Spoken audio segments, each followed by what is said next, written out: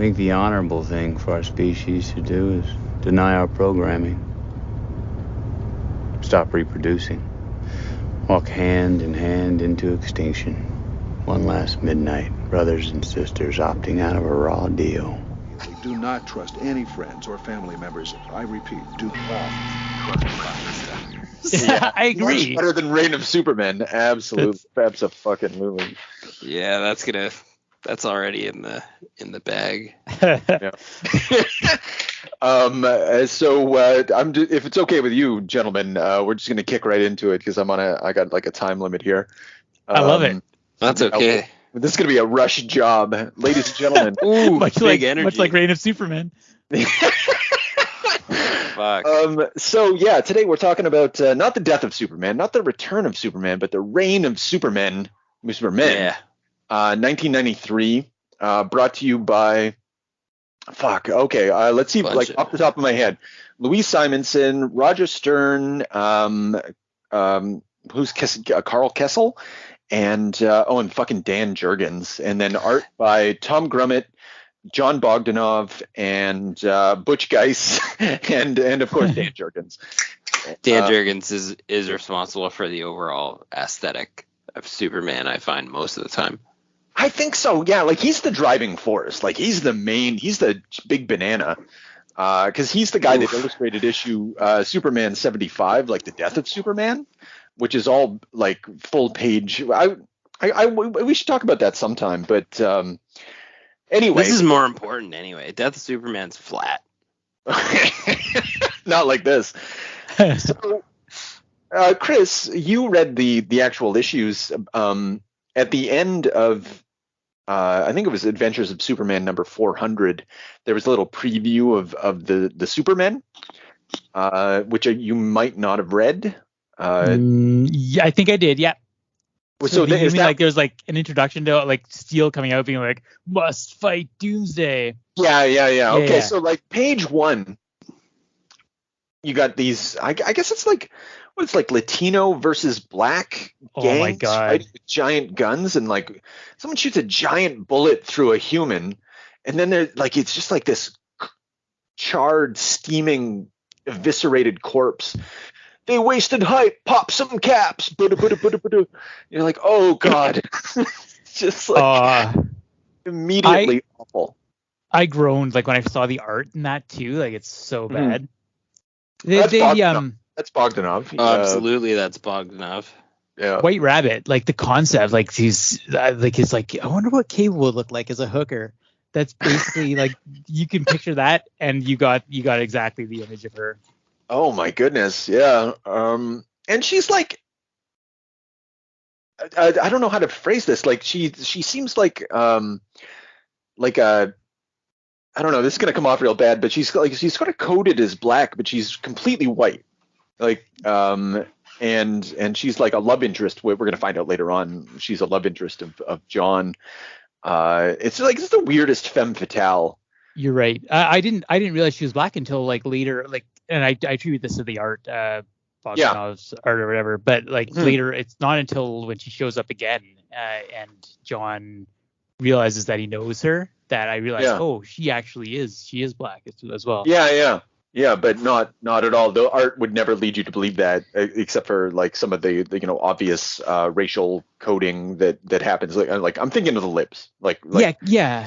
I'm not like that's not me. Like black people have big lips. I'm just like the way it's drawn. Yeah. Well, it's a classic trope. It's like you see it in Japanese comics, you see it in early American comics, and like it's here, like right there, and you're like, oh God. Well, yeah, it's just like whatever. If you're a hack, then you know what I mean. You go for the whatever's the easiest way to distinguish what you're doing. Yeah. Okay, so we're jumping right into the weeds here. Let's pull the camera back. Boop. Have you ever read these comics before? No. Yeah. Yeah. Okay. You sound disappointed. I read all these comics. As they came out, and like rereading them now is like getting into a warm bath. And I was like, oh fuck, these suck. So I don't know. Like, I don't. Well, is it a good idea? I guess maybe I'll put it to you guys. Like, is it a good idea for us to like talk about the concept of the four Supermen, or do we just want to like do we want to do like a deep dive? Go through it sort of like chronologically. Like, there's a couple ways we could attack this, but I'm not sure what. Please, yeah. So I had the same reaction when I was 12 when this was coming out. Like, I'm curious about the four Supermen, but I would just rather ask you what their deal is, because I still don't feel like I know. I don't really have the curiosity to go look this up on my own. Oh, you mean like how it all panned out, like what the actual truth of the story? I mean, we don't need to get into that right now, but like maybe maybe in the wrap up in the end. Yeah, but I think it's a good idea to go over the concept here. Yeah. It's wait, you think there's a concept? There's four. Yeah, there's four. There's kind of a concept. Yeah, like and it's I think it revolves around Lois Lane. Like Lois Lane for in this story is meant to be sort of the audience. It's really a cheat because like Lois is troubled. Obviously, her husband's been murdered. And she's also lost not only Superman, but also like Superman's alter ego. So it's like she's lost two people. So, and she's really thrown throughout this series. And so each one of these individuals is meant to like evoke some aspect of Superman. And so like with respect to Steel, she's like, this one seems to have the soul. And the other one's like, this one looks like Superman. And this one is like some sort of cyborg version of Superman that all the scientific tests indicate is Superman. And then here's one that, well, that one's just also looks like Superman. Yeah. You're just like, but either way, like no matter who's writing it, it seems to be that's their go-to. That's how they're trying to introduce doubt into the audience. Like maybe this is the new Superman. Maybe this is the new status quo. And it's cheap, and it's obviously not the truth. It's not the case. And I don't think anyone reading this at the time. I know I didn't, even at the tender age of 13. I wasn't fooled. Superman's coming back. But it's like, if you're going to be stuck with this premise, like this is one way of doing it, because who else knows Superman's soul better than, like Lois Lane or whatever, right? Yeah. Yeah. Go ahead, James. Oh, sorry. No, I was going to say, I think I like the whole, I like the way that this, in terms of like big comic events that are like sort of smutty with like, variant covers. And let's face it, I don't know if you guys remember the issues where they had the S's for each of the four Supermen. Oh yeah, like the little and they were like embossed, like they were cut, they were cut out. Yeah. Like, sort of out of the center of the they're very cool. Mm-hmm. And then you had to have each one because you had to fucking know what was going on. There's four Supermen now, like what's going on, and you knew none of them was the genuine Superman. They really fuck with you on Cyborg. Yeah, I felt the doubt there too. But really, you knew none of them was the genuine Superman. There's just something off about the whole thing. But like you're sort of like, yeah, I like the premise, and I like the environment that's built where you're just shocked by these four replacement like sort of imposter Supermen or whatever, and you're trying to process it all, and they're jerking you around, and it's like you say, it's the Lois Lane thing, sort of like she's sort of like this cheap background narration for the whole thing. But there's a tendency, Dan Jurgens, I think one of the reasons that, because obviously you never, we have hindsight, but even again, I recall as a kid, not thinking that the cyborg Superman was like, if it was actually Superman, that's going to get reversed or something. It's just like he's trapped in some sort of robot or something. One of the tendencies is to they keep you as far away as possible from engaging with the cyborg. He's the one that has no internal narration. We never get to hear him speak other than through the narration of others. Like even his introduction is to it's just, there's no words at all. And it's a good trick You know, it's a really good trick. They to an extent really pulled this off because, as you may or may not know, he's the bad guy. I didn't know revealed. Yeah, there's a big reveal at the end. Like I love the end of this story so much. This middle is very unsatisfying, but it pays off excellently at the end. God before damn it, Superman's return. Read these. Yeah. All right. Yeah. No, they give. Yeah, I'd love to, or at the very least, I'd love to know that you've read them. I mean, I'll do it as an episode visibly, he's obviously evil. Well, that's it. Yeah. He looks like a goddamn Terminator skeleton, and he's awful. And then you're like, wait a sec, Superman did not take that much damage. Like in that fight with Doomsday, like his Kryptonian body didn't sustain those kind of injuries. His arms weren't fucking ripped off, you know. Like, and then you think to yourself too, like, what the fuck's he doing with the world's computers? Like you say, it's all done in silence. Yeah. It's all done with like the president shaking his hand, and a very clever issue. I'm jumping ahead a little bit, but that's fine. The issue with the journalist. He's like replacing Clark Kent or whatever his name. Yeah, really cool though to do the juxtaposition with Clark Kent, who needs to be replaced in the world as well. A sort of a nod to his importance to the Superman like hierarchy, and then the way it's like laid out in sort of storyboard form. But then again, that adds even more silence to the cyborg's like sort of implanting himself with the president. Yeah. But it all Bill seems Clinton, nefarious. President Bill Clinton. Yeah, that's right. Yeah. I screenshotted Bill Clinton too. I have that. I got that on deck for the thumbnail if you want. But oh yeah, please. That throws you too, because like the cyborg gets Bill Clinton's endorsement as the true Superman. You're like, oh, this is serious now. That's like getting Obama's endorsement. That's right. Yeah. Superman's like, he's more when. Like that was kind of Mark Millar's thing. Like Mark Millar made Captain America like someone who answers to W, and that has a different tenor, you know, and yeah, and then later on, you know, like Grant Morrison Superman answers to Obama, and it you know, there's a politics to the Superman. There definitely is. Suicide Squad plays a lot on that concept. But anyway, that's not really what's going on here. But it's interesting how, like, you know, even though you don't trust the cyborg Superman, you've got Hamilton. Dr. Hamilton does the scan. Dr. Hamilton's like the super smart scientist in the Superman world. So if he says he's legit, he's legit. Lois has her doubts. The president's on board.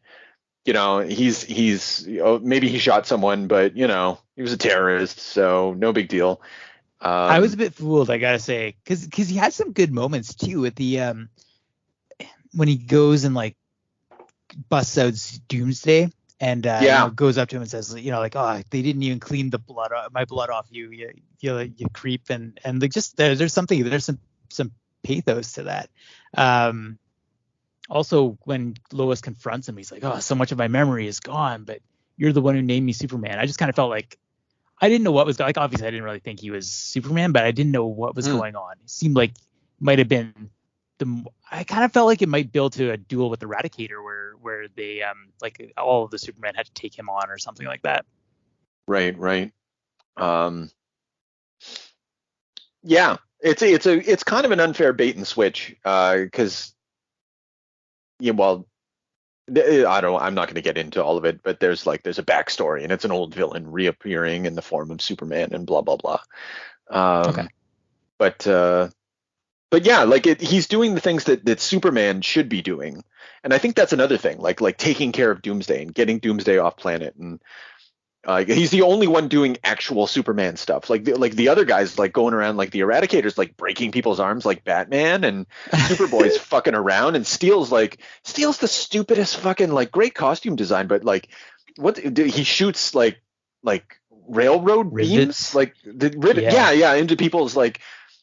Oh, what the fuck, dude? You're like, that's fucking stupid. Oh, you're John Henry Irons, the steel driving man. Yeah. I get it. Yeah, but it's a cool it's not a bad concept, but yeah, but it's in execution. It's so bad. I feel like Dan Jurgens just like a really like he's got a hack mentality. It's fine, he's getting through the story. He's got this event to handle. He's a professional hack. That's whatever. I feel like Gail Simonson, or is it Gail Simonson? What's her name? Oh wait, Louise Simonson. Louise Simonson, yes. Yeah. I feel like she really feels that. I think she really feels like she's doing great work, and she's handling all those Steel episodes, I think. And it's just it's sad. Yeah. Okay. So Louise Simonson's background is she used to be an editor like way back when. Her last name used to be Jones. And she edited Eerie. She was in. She used to edit Chris Claremont's X-Men comics, and her nickname is Wheezy. She fell in love. Not that this has anything to do with anything, but Walter Simonson. She's Walter Simonson's wife. And so she's like a mainstay comics person, and she sort of believes in comics in the way that Chris Claremont believes in comics. And so it has like kind of a Chris Claremont era. She used to write X Factor, New Mutants, that kind of thing. And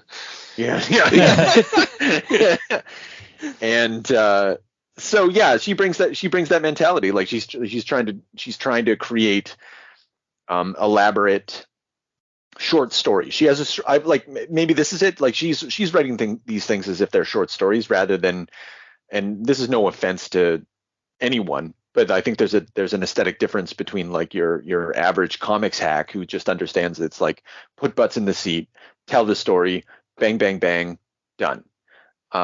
Where she wants to tell something like a little more heartfelt. Yes. And with using like 90s black culture in ways that you probably shouldn't touch. Like just. She was not suited to that task. No. Also, like, this guy's built a suit that's equivalent to Iron Man. Like, it's so Iron Man. Shit, yeah. Basement? I didn't realize that. Like with no proper. That's true. Like with not like it's not established that he has any kind of skill to do that. Well, he's got the weapons design background, but he doesn't have the equipment, it seems. No, the mechanical know-how and the budget to build a completely invulnerable suit is ludicrous. Think of it like the first Iron Man story. Like it's very equivalent to like, because he came out in that like iron monstrosity, right? That like literal gray thing, that you just forged out of like shit that was around. Yeah. In a cave. Like it's kind of like that. But that's not what Steel has. Steel's suit is like, I was gonna say we're sophisticated. We're sort of established that that's what's happened. Mm-hmm. Only then we're giving him the powers equivalent to like, not equivalent to Superman, but basically up at like a high mid-level Iron Man. Yeah. Which is not, it's not appropriate. It's not even like, and I get it, it's like a comic, it's pretend. Cool. Yes, yeah. But like, you're not even making an effort to put me in this space. Exactly. Like, but maybe like you guys say, it's just more like she's just more sort of focused on character development. Well, it's just I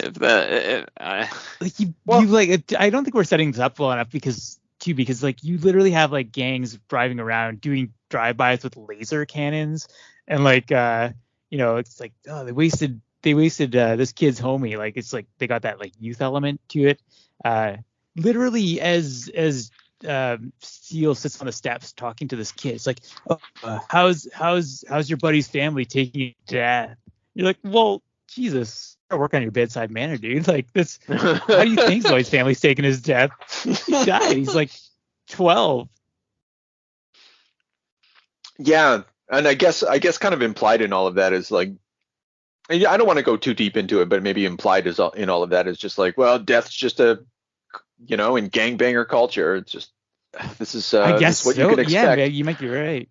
Yeah. And then throw in like this war on drugs era, like it's basically, there's that one episode where you got this kind of like Spike Lee looking guy from the gangs like filming a documentary because they want to waste Steel. It's so, I don't know what's going on. It's not good. I didn't even think about that. Yeah, like I'm pretty the only good. Oh, go on in. I was gonna say I'm pretty sure also when he's like imagining all those deaths after he gets hit by the what the fuck's the stupid gun called? The Toastmaster.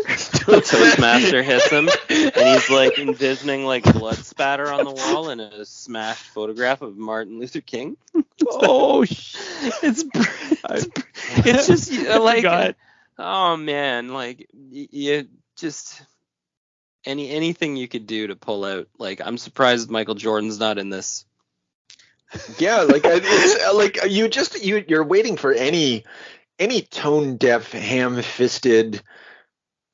It's not nothing's rude. You know, like maybe we should be a little kind. No, like it's not, very earnest. It's very earnest. Yeah. You're just like, oh God, this does not. I don't think it read well in 1993, and it certainly doesn't read well now. Like it's not tracking. Yeah. We should have watched Steel the movie. Yeah. I see the page now. Holy, I didn't even see the Martin Luther King, man. My design, all those deaths, my fault. Like, fuck, there's like, yeah, like Louis Simonson thinks that she's doing something here in the way that I'm sure that you know, Denny O'Neil thought that he was doing something, or fucking Englehart. Anyone who was writing like Luke Cage in the 70s thought that they were like speaking to the people, right? This just strikes me as like it falls within that camp. But that said, Steele, like this character, this basic concept, like it survives and maintains. Like Steele's still a going concern nowadays. I guess so is Superboy, but they had to revamp that guy completely. But Steele stayed pretty the same, you know, like Grant Morrison's JLA Steel, other versions of Steel up until now, like they're pretty consistent. Like this character was born here for good or for ill. The character itself is likable, and so you can resurrect that all day. Yeah. That's what I mean. Like, I mean, I know the, like, when you start breaking out, like, I don't know, like the John Henry stuff and the railroad spikes shooting out of the gauntlets, and you know, and like giving yourself a deep breath and a head shake. There's still sort of a cool premise, like when you build it along, when the character speaks and you know, when he's sort of like protecting, you know, his neighborhood and the, you know, talking to the street level kids and stuff, and it's just it's you know, it's like it has a good heart, so it can be done all day, and I think that's why it became a movie, and I think it I don't know, I feel like that movie belongs somewhere in cult history and doesn't get brought up enough. Well, I think, yeah, okay. Well, we can return to the movie later, but I know you're desperate to talk about Shaq, and I understand. Shaq. He's very tall. He's very tall. Oh my God, he's fantastic. He's this guy. Flipping through the issue here, it's not just Lois Lane that makes us wonder about these guys. Like our other identification characters are like Ma Kent, Pa Kent, and even Lex Luthor. Lex Luthor is really fucked up throughout all of these issues. He's just like, what the fuck is happening? It's like, I just got rid of Superman. Yeah, and it's like red haired, and then like again. Why does he have like a red hair and a weird? Okay, like... you guys want the story on this? Yes. Okay, so Lex Luthor, he got himself a kryptonite ring, right? And the kryptonite ring that he was wearing in order to like ward off Superman gave him cancer. And so he his body died, and so he cloned himself and put his brain inside the young body with the fabulous long red hair of Lex Luthor. Beautiful red hair, and sort of it's literally a mane. Is like, but and kind of has like sort of a Muslim beard. Oh, interesting. Yeah, I guess he's definitely kind of fantastic looking. I just don't understand the aesthetic, but no, but he's very hairy. Like it's very. I wouldn't. Yeah, like I like what's the because he doesn't have like a religious sensibility to him. Like it's not like they're trying to portray that, but you're right. He's almost like a wise man or whatever. Anyway, he's like one of the three kings or something. Yeah. And sorry, just to finish the story, he came back as a clone of himself, but he said he's Lex Luthor's son, taking over the so he's got like an alternate identity here. Not that that's a story that's not necessary at all. Oh, imagine how they cleared this shit up. Like, there's so many. There's no fucking. This is such a like. I can't imagine. Imagine being like in the boardroom and then being like, look, we're gonna end this. Just bring back Superman. I'd be like, oof. There's a lot of fucking loose ends to tie up here, boys and girls. I think they had a plan from the beginning. If I remember correctly, like this was they understood what would happen. Everybody would fucking freak out, and there'd be the 4 Supermen, and they knew, like they had a plot line, and honestly, they really did, and it comes off extremely well. It's even having reread it, I was like, this is pretty choice. The only people who fuck it up is Roger Stern and Butch Guice, and it's not Guice's fault. It's Roger Stern's fault. Fuck that guy. I think he's shittier than. You're really selling me on this. So, guys, is the Eradicator Superman? Is he like the energy being? No, it's all a red herring. Superman's like Superman, right? Like he's Superman. He's recuperating elsewhere. What happened with this coffin thing? That's horrible. Yeah, because like Eradicator is this energy being who like crawls inside Superman's corpse. And the like Lovecraft fan of me was just like horrified by that idea, like what you'd kind of be walking into. Yeah, and he's off. He's not Superman because he has energy powers and he's offbeat. He's whack. He's not right. Yeah, and I think it's of all of them actually, it's the most clear. Now, well, Steel is pretty clear that he's not Superman either. The only time they really Steel's his own thing, and Superboy. Like, that's not Superman. It's not a clone of Superman. It's just stupid. And he's also a sex offender. Oh, he's super. Yeah, we gotta get into the weeds with that, but yeah. Yeah. No, even when the energy guy shows up. Okay, do you guys mind if I like? I'm sure the audience doesn't give a shit. If you do, yeah, please do. Oh, please. So the Eradicator is an old Kryptonian program that has been sort of reactivated. He was in a couple issues earlier. He was kind of a villain or something. I didn't read them, but he comes back and he's sort of activating himself as an attempt to maintain the memory of Krypton or some shit like that.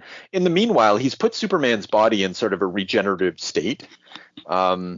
And there's going to be a parallel later on where this Kryptonian suit of armor is walking along the ocean floor, and every step is like doom, but it's Superman inside, and it's for issue after issue, like 2 months of this, and you're just like, oh, this is so cool. What's going to come out of that thing?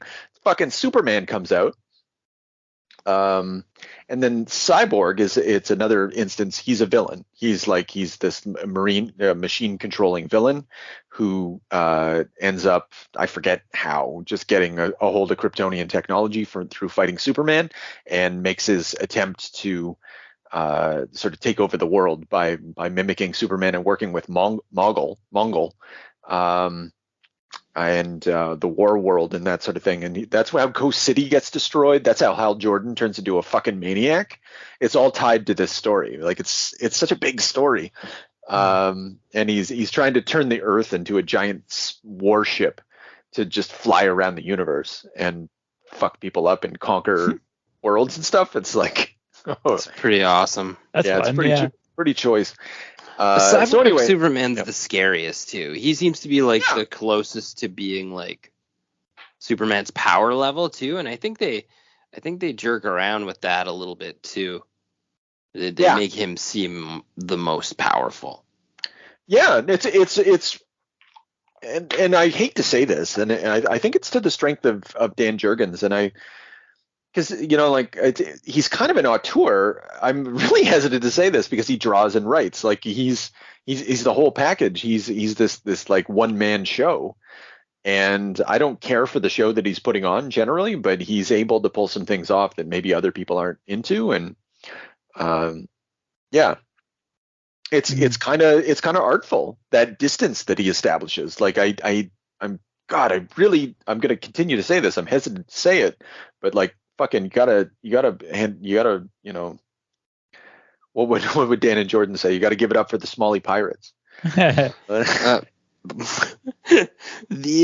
he does some really cool things too, like the way, like, just his artwork is actually pretty stunning in this. Like, he's able to make a guy that has an entirely like a 75% robot face show emotional reactions and shock. Even when he sees Doomsday, he's stunned. So really, there's a little subtle tell. That's not Superman. Why would he be stunned by the sight of Doomsday? And then he just, like, there's so many like visual things, like he just snatches him out, like, stop me, and just takes Doomsday up into space and attaches him to an asteroid, and then just like puts an alarm system basically on it and just casts him out into deep space. Like, that's a high powered being right there that just did that. That's fucking deadly. That's only Superman was that powerful, or Green Lantern maybe.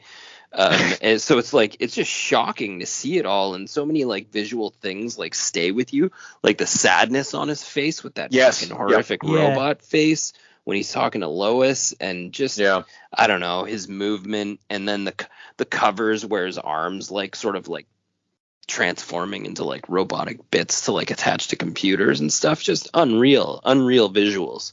It's like, I know it's Dan Jurgens and it's like hokey muscular Superman art, but I mean like really, I don't know, he's kind of untouchable here across some of these books.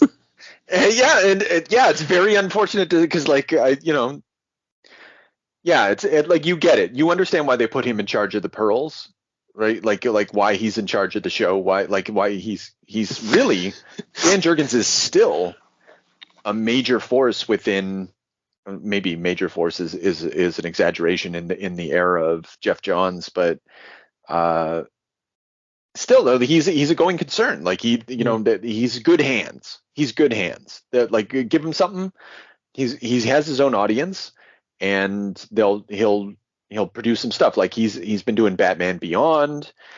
He did a Booster Gold series. He did I think he did like a time. Like I haven't fucking read these comics because I don't give a shit about Dan Jurgens, but he's still a going concern, and I get it. I really get it from these comics. I also hate to give him a lot of credit, but because like the premise, fuck Dan Jurgens, right? I exactly. I read the origin of this, and it's so cynical. Like, just the editor was like, Superman sales are down, we should just kill him, and they were kind of joking around, but then it just kind of became this thing to get people back into buying the comic, basically. So like, it's really it's so cynical, and it's hard to credit, but he does, I think, give you the sense of what a world without Superman would this just the stakes. And like James was saying, when you get that Clark Kent episode that's sort of dedicated to like, Superman's gone, he's got his replacements, but Clark Kent also needs to be replaced because he means something in this world too. It was just like a nice tribute, and like there was just a sense that he understood the emotional stakes of the series. I think that's evident throughout all of this. Like, whether we like it or not, I think one of the successes of this story, and again, I think the only outlier here is Roger Stern, whose work is not good. In every other respect, though, there's like, they're grappling with the concept of Superman. They're grappling with like how do we fill this space, and what happens when you fill the space, or what does it feel like when you fill the space with the imperfect substitutes. Yeah, a lot to the detriment. A lot of Jesus imagery in this, by the way. A little bit, pretty little obvious. Speaking of which, when he throws Doomsday into space, he's chained up, but the way he's chained up, it looks like he's crucified on that asteroid. That was a strange choice. I don't understand. Yeah, and I don't think we can unlock the mind of Dan Jurgens on that one, but it Okay. is. Yeah. Oh, yeah. You're hoping that maybe I'll be like, oh, but that's because blah blah blah. No, he's Doomsday. Yeah. It's stupid. Okay. It's stupid. He Then he redeems was nothing. laughing. Yeah. Too. Yeah. He's laughing in his face. Yeah. Irredeemable monster. Yeah, I guess if we That's- wanted to be clever, it's just like he's the Antichrist or something. Yeah. I don't that's know. probably what he's thinking. Yeah. That's Yeah. what he's thinking. It's on an asteroid instead of a cross. I don't know. Something like that. Yeah. I bet priests must hate Superman. That must be really hard to sell Jesus in this world. Oh yeah, man! Superman ruined Jesus for everyone. Yeah. I think that's pretty clear. I think that's a T-shirt waiting to happen. Superman ruined Jesus. That's like T-shirts that go hard. He should have. Here's a great character. The next great character, just like a J. Jonah Jameson in the pulpits, just like railing against Superman. Oh my goodness! Yeah. Actually, there's not really a lot of that. Like Superman's. Yeah, because I think that's one of the things about the distinction between Superman and Spider-Man is that like in Superman's world, like the superheroes, like Superman he's there's propaganda surrounding him from the press, and but I guess there's an inverse propaganda in the Marvel universe regarding Spider-Man. They both have the same sort of they're both reporters. They both have names that are like Peter Parker, Clark Kent. Anyway, the color scheme's the same. You can go on and on and on. One's great with women, the other one's not. Actually, they're both not good with women. Like Clark Kent's a fucking boob, and I suppose so is Peter Parker. But I'm going to stop meditating on this out loud. But there's something there anyway. Yeah. Superboy. Oh no, go ahead. Well, I think I got something to say. I think we'll bridge us into Superboy too.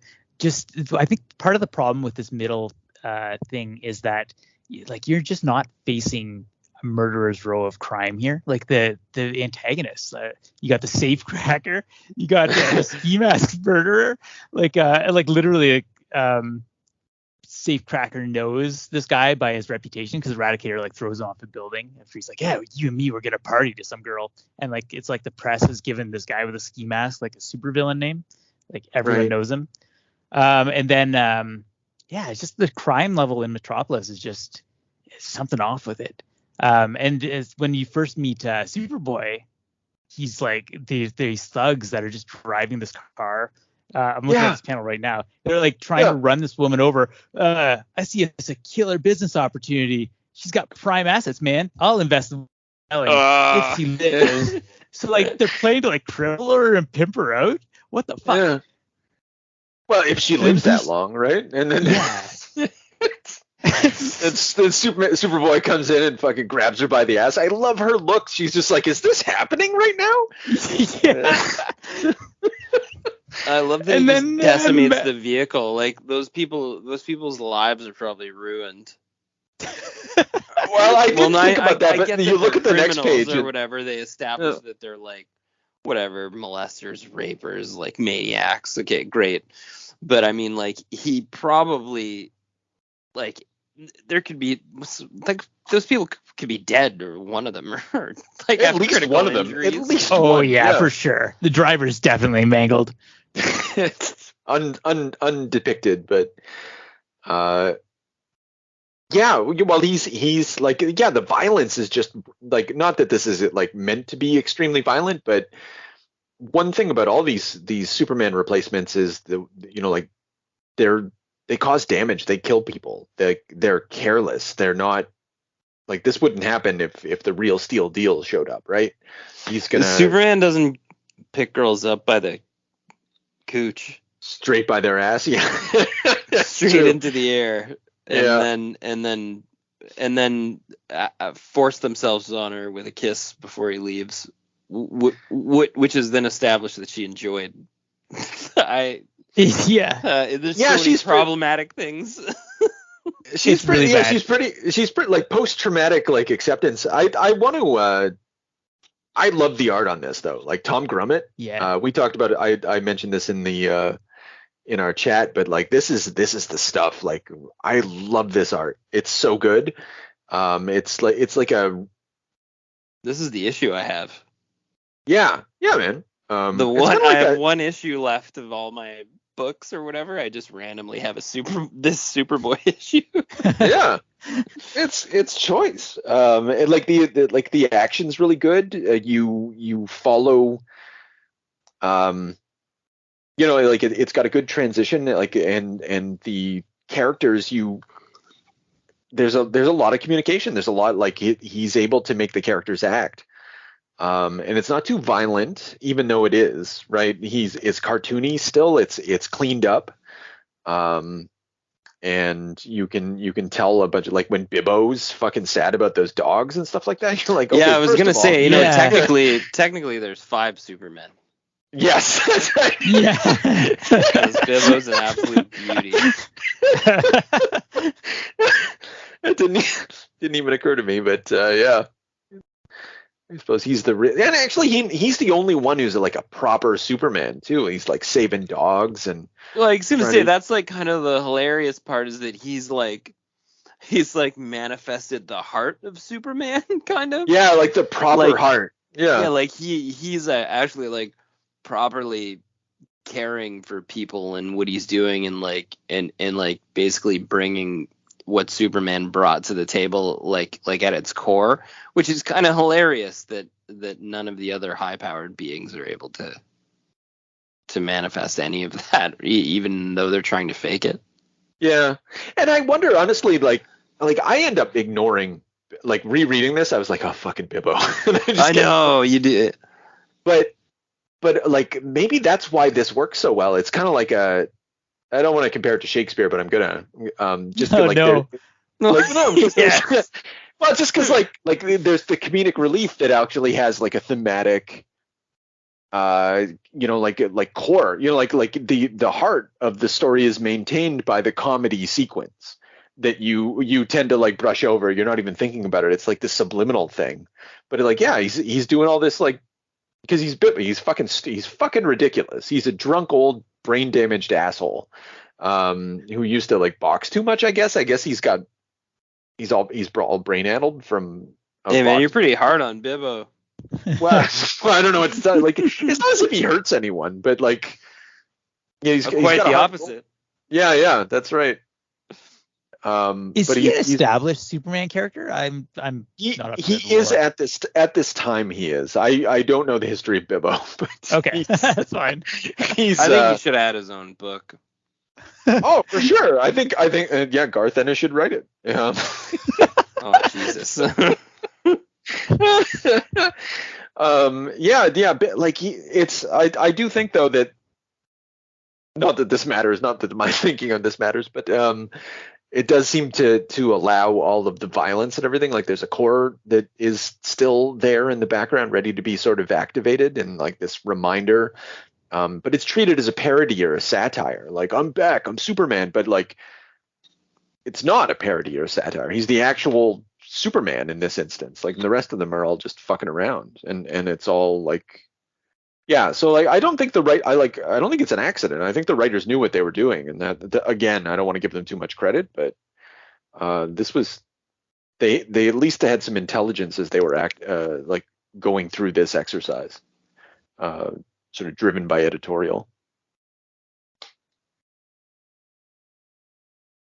Which we saw in Nightfall as well. Like everybody was, even though it was a cynical ploy, everybody was like, they were like, okay, well, let's take the cynical ploy and let's run with it. Let's properly run with it as a group, as a team, and like come up with stories that allow us to go through it.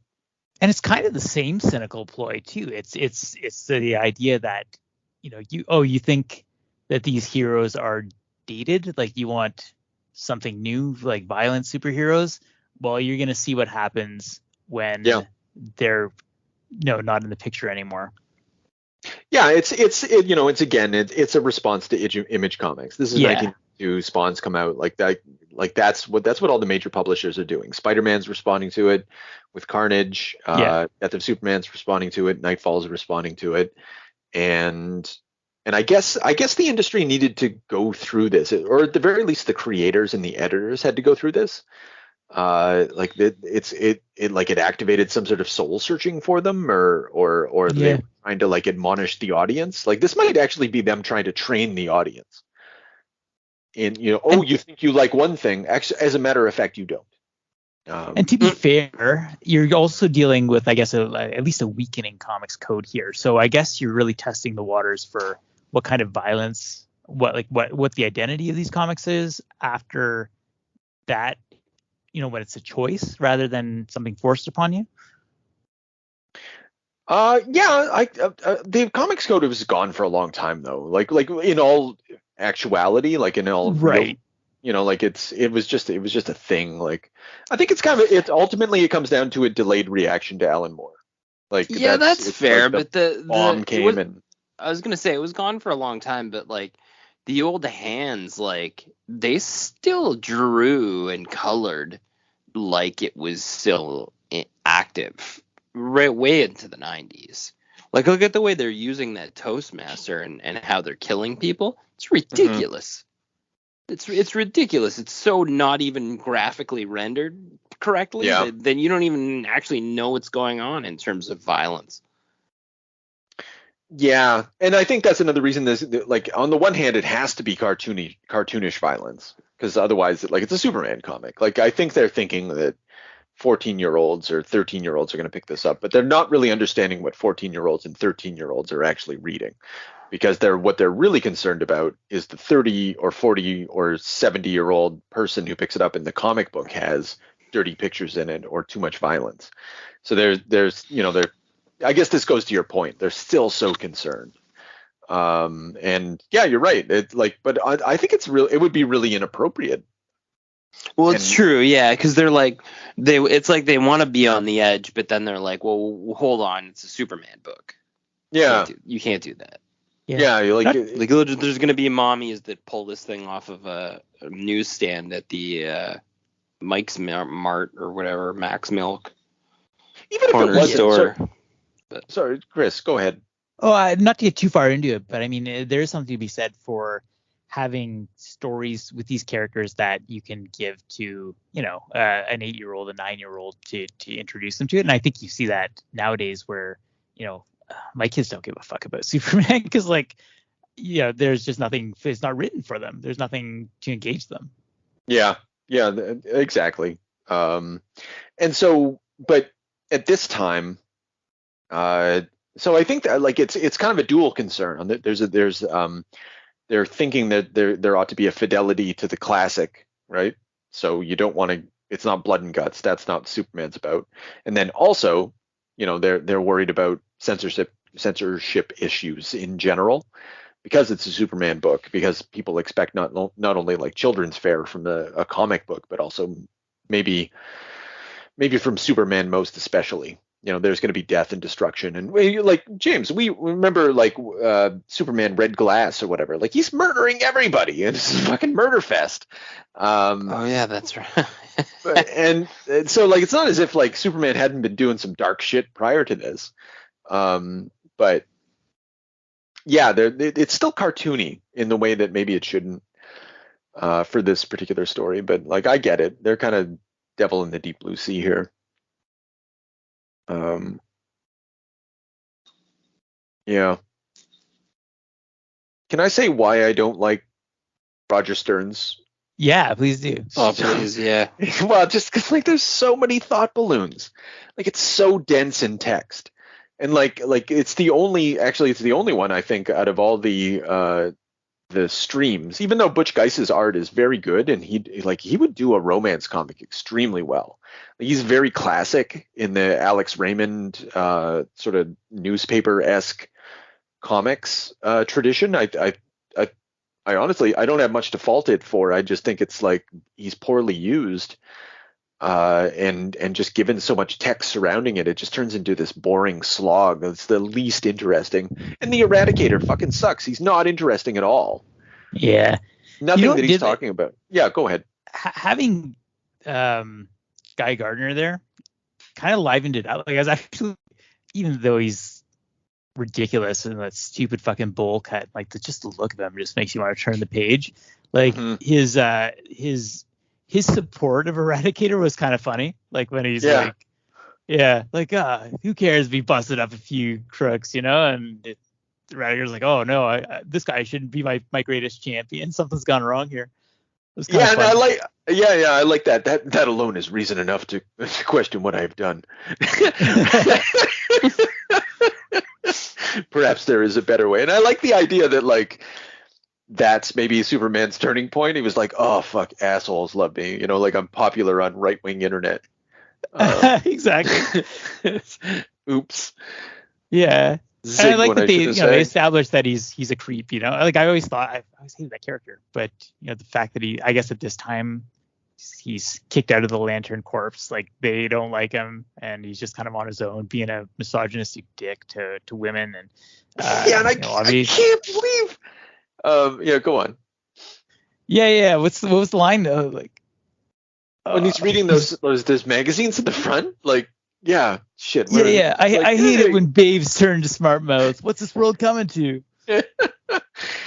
Nothing makes sense anymore. Like this is like the man of today, actually. Like this is he's far more contemporary than we realized.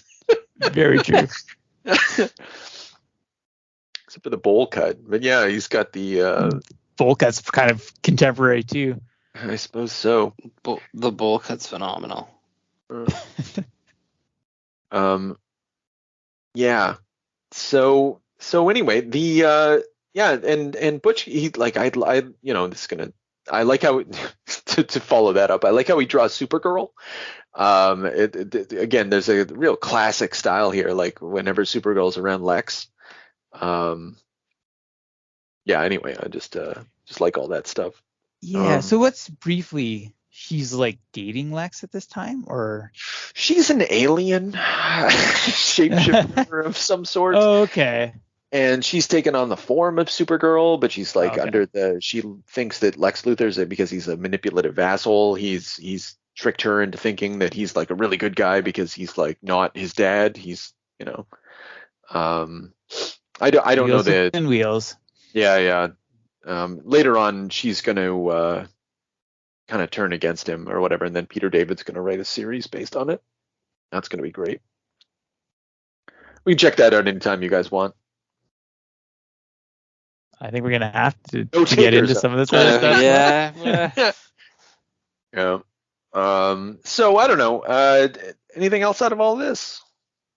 No, I think that's really the gist of it, because it really is it's the middle of a thing. I feel now, I'm gonna have to go on and see how it all ends, because the Earth is a doomsday planet sounds kind of interesting. Yeah, man, check it out. Especially like again, the stuff with Butch Geist and Roger Stern grinds to a fucking halt consistently throughout all of it. But every other installment is very good, and to my mind, it's a fairly it's kind of a sort of a thematic, because like Superman comes back and there's the scene where he's like wearing that black costume with the silver thing, and he's using guns and stuff because he doesn't have all of his strength back, and it's kind of again, it's sort of a transition and continues to be kind of a working through of Image Comics until the Real Steel Deal returns, and I think they refer to him as the Real Steel Deal, and I've obviously had that imprinted in my mind throughout. Beautiful. Yeah. Who's your favorite? Let's, instead of doing a guilty or innocent, because obviously this is guilty, and like you guys disagree, and then I'm gonna go for a mistrial on that. Yeah, who's your favorite out of all of them? Who's your favorite out of the four, the Supermen? It's got to be Steel. Like Steel's the only one who actually has like Lois says, he's got the soul of Superman. Okay, all right, we got one for Steel. No, it's got to be Cyborg Superman for me. That's your. Oh yeah, go on. He's just such a beauty. He's the real Superman. He's the one where you're like, yeah, man, he passed the DNA test. You know, he's got all that alien, technology. He's the most powerful of the bunch. He's the problem. Yeah. It is pretty exciting when he shows up. I'm a Superboy man myself. I loved all of, like, I had God, I don't know, like 25 issues, because after this it got turned into a Superman series or Superboy series, and it went on for a while and explored that. And yeah, I really I love his stupid jacket. I love his stupid glasses. I love his stupid 90s haircut. Yeah, like all of it. It's such little babes. Dick energy. Yeah. No, he's that's perfect. Yeah. Yeah, but I just think, like, again, Tom Grummett and Carl Cassell, like, they're the, like, aside from Dan Jurgens, who in this conversation I didn't have a lot of respect for Dan Jurgens before this conversation, and like somehow over the course of this conversation I'm like, maybe Dan Jurgens is a major player in the comic scene, and I'm concerned about that. But still though, I think Grummett and Cassell had the best energy. No, you're right. Grummett's art is really cool. I think his action flow, like for art, is the movement on the page, and like, I mean, yeah, like I saw a kid crumple a car and pick a girl up into the air and in a one swift movement on one panel. That's fucking impressive. The same thing when the car's falling off the bridge and Supergirl comes up underneath him from the grate and picks both him and the car with the people. They're like, we're dying. It's just neat movements across the page and action sequences that would, you normally would say, you know what, that's gonna either be too difficult to draw or it's just gonna be stupid. I'm not gonna brave that. But this guy's give it to me.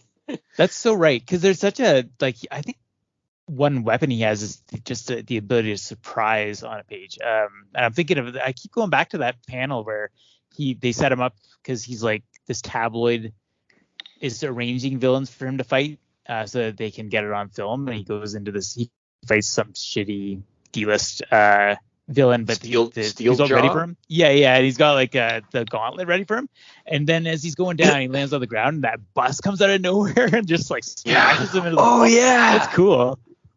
It's like, it's surprising, and you're like, oh shit, that's a problem. Yeah, and it feels like stakes, like it's in the tradition of Spider-Man. I think that's why I was thinking about Spider-Man so much with this. Like, he's, again, you've got the news element. I think that's another thing. I know we were wrapping up the conversation, but another major character in these stories is media. In a way that, except for in the Steel story, but generally speaking, there's news reports. Like, there's something that's a really good technique. It's like and it's appropriate to the Superman story, who's like, Superman, his primary relationship, like Spider-Man, is to media in a way that other heroes, like Batman, doesn't give a shit about the Gotham Gazette. Like, that's no relation to him. But the Daily Planet is super important to the Superman myth. And so if you're going to have that absence, you're also going to have those chattering faces. It's going to turn into CNN while Superman's gone. And then Superman's going to come back, and then the New York Times is going to be back, right? Yeah. And that's a different tenor. Like, that's, no other hero has that.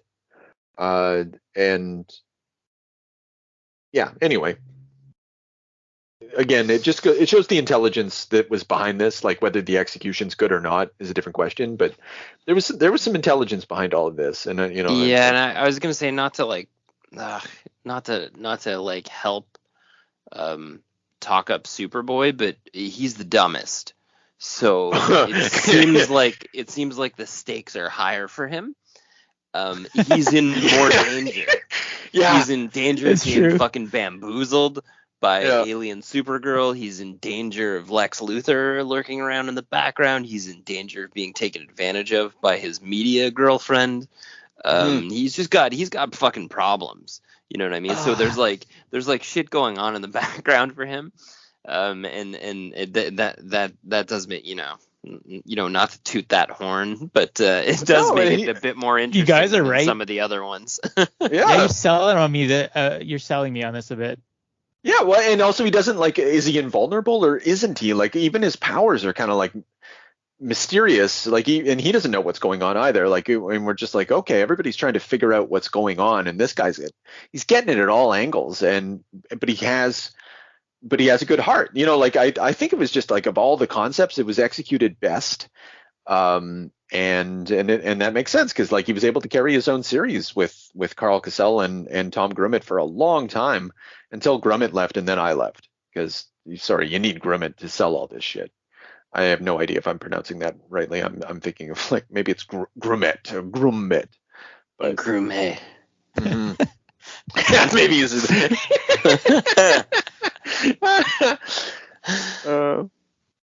Maybe that'll be the end of the episode right there. Unless we have do we have any pithy thoughts after that? Or? No, I think that works. Okay, all right. Now all we need is a little energon and a lot of luck.